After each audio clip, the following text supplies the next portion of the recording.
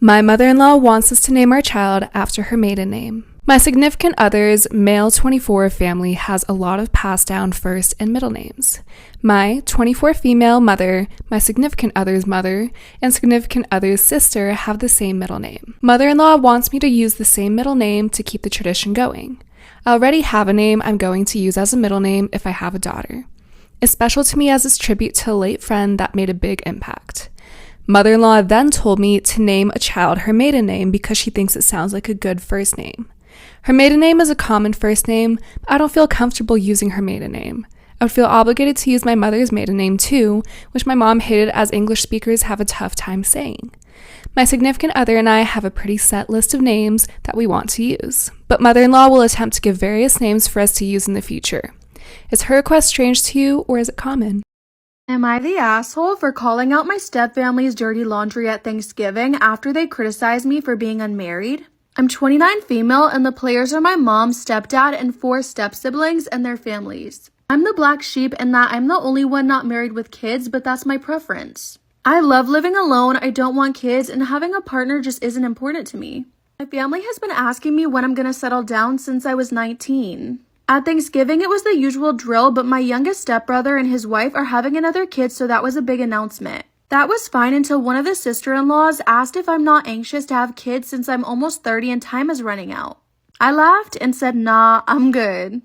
Am I the asshole for calling out my stepfamily's dirty laundry at Thanksgiving after they criticized me for being unmarried? One of the stepbrothers said that every family needs an old maiden aunt and some other comments I didn't appreciate. I said let's move on, but my mom said we're just worried about you. This is where I'm possibly the asshole. I said, well, I'm the only person at the table that's not an alcoholic, a cheater, or constantly broke because I have more kids than I can afford, so I'm not the one to worry about. And that's how I brought Thanksgiving to a dead halt and no one said a thing for the rest of the dinner. But my texts have been insane. My mom said this has caused a lot of problems among the siblings, but also they kind of started it. Am I wrong?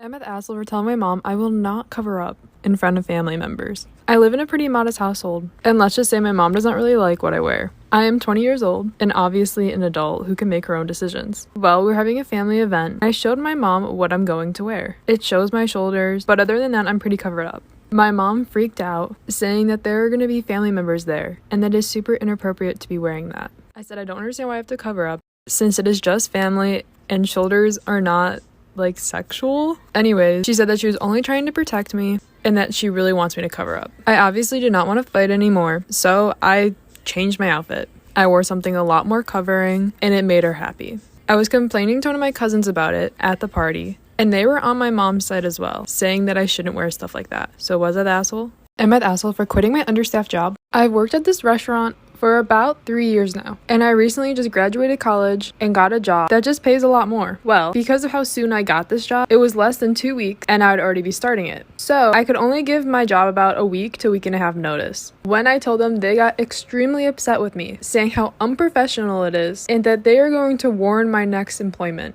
They also said it's super unfair that I am leaving and that they're already understaffed and now it's going to be even worse. I said they should just hire more people, and they said that they're not going to do that and that it's all my fault. They're kind of just blaming this whole thing on me, which I see really unfair. I then told them that I'm just not even going to finish out my last week here if they're going to treat me this poorly. That obviously did not go over well with them, and they kind of just blew up at me. I walked out, and now I'm getting tons of text from my managers and some coworkers saying how rude it was of me and how I screwed them over. Am I the asshole? I'm an asshole for asking my best friend and my boyfriend to stop hanging out without me. My best friend and my boyfriend were best friends, and then I came in and we all became really good friends. Well, they recently been hanging out without me a lot and alone, and honestly it just makes me feel really weird. I recently asked if they could just stop or try to limit to maybe once or twice every 2 weeks, because they've been doing it almost every day. My best friend and my boyfriend both got really mad at me, saying that it's unfair and that they were friends before they even met me. Well, I obviously did not like that. It turned into a big fight, and they got really mad at me for even suggesting it. It makes me super uncomfortable, and my best friend used to have a crush on him as well. I asked if I could hang out with them, and they just blatantly said no, that they need some alone time too. Anyways, we haven't really talked about it since, and they made me feel like the complete ass for even bringing it up. So I'm just wondering, am I the asshole? Did I do anything wrong? Am I wrong for rehoming my cat? So when I was 9, my parents received a 5-year-old cat from our local animal shelter. I agreed to getting the cat since I was 9 at the time, and of course I wasn't going to turn down the opportunity to getting a fluffy animal. However, I'd be lying if I said I loved the cat growing up. I didn't hate the cat by any means, but I came to realize that I am definitely more of a dog person. However, we never owned any animals apart from the cat since my dad has a fear of dogs for some reason. Last year, I moved in with my boyfriend and I took the cat with me, since my parents thought that the cat had bonded with me more. I was fine with this since the cat does its own thing. However, problems began to arise when me and my boyfriend got a French bulldog puppy since neither of us had been able to get a dog up until now. The Frenchie was very gentle towards our cat and doesn't bother her. The cat, on the other hand, made her disdain for him very apparent. This was done through hissing, loudly shrieking, etc. This went on for a year, with the cat's behavior towards our dog gradually getting worse. I lived 2 hours away from my parents, so taking the cat back to them wasn't really a viable option. After making all the efforts I could to get my cat to get along with my dog, albeit to no avail, I decided to take my cat to the local animal shelter since cats tend to be easily adoptable when compared to dogs. My parents recently came to visit. While they were here, they asked me where the cat was, to which I told them I had taken it to the local animal shelter. A huge argument ensued, despite the fact that I reassured them that the cat had been adopted, since it was no longer on the shelter's website. My parents left shortly after, and we haven't spoken since. My boyfriend has sided with me on this, saying that had we taken our Frenchie to the shelter, there's a good chance it may have been euthanized due to the overabundance of dogs in shelters. So, am I wrong here? Am I the asshole for making my brother leave after he brought his kids to my child-free wedding? My wife and I got married days ago. We decided the wedding will be child-free. We thought this was the best option considering several factors from budget to keeping the order, etc. Everyone got an invitation, but my biggest concern was how my brother Ramsey, 36, was going to react. Ramsey married young and has 4 kids that he takes everywhere he and his wife goes. They're always there at every family event. The kids are grade A hyperactive to say the least. I gave Ramsey the invitation in person and he read it out loud in a sarcastic tone and then said, "Child free, huh?" I nodded and he got somewhat mad saying, "Are you serious? But my children have never been excluded from any big or small event, let alone their own uncle's wedding." I said sorry, but it's already been decided and everyone had to follow the rules, not just him. He started off for a minute and then to my surprise he said, "I totally get it, man. No children means no children. No worries." I was glad he didn't start an argument over it and seemed to accept the rule. The day of the wedding came and Ramsey and his wife didn't show up until shortly before the ceremony began. My best man noticed that Ramsey had arrived and had all his kids with him. I was legit mad and I went to meet him at the entrance and saw he brought all his kids against me and my wife's wishes. I greeted the kids and asked my sister-in-law to take them back to the car. He loudly asked what the F was wrong with me. I asked why he brought his kids and who said it was okay.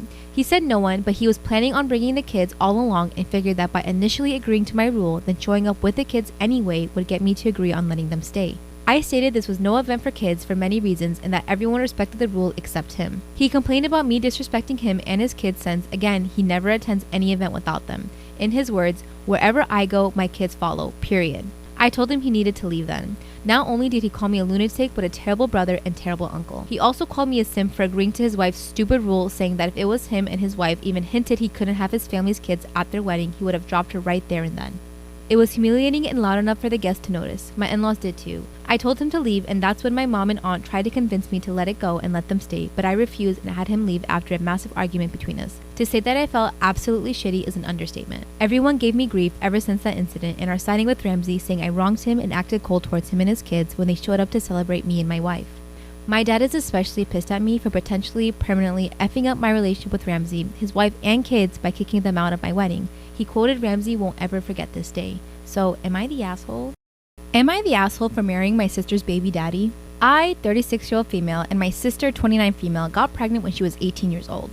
I am infertile and knew I couldn't have kids, so when my sister said she was giving her baby up for adoption, I decided to be her mom. My sister went no contact 5 months after giving birth. For a bit of background, my sister got pregnant by a one-night stand and she apparently didn't remember or know the father at the time of birth, but when my daughter V was born, a man T, 35, messaged me on social media claiming to be the father of my child.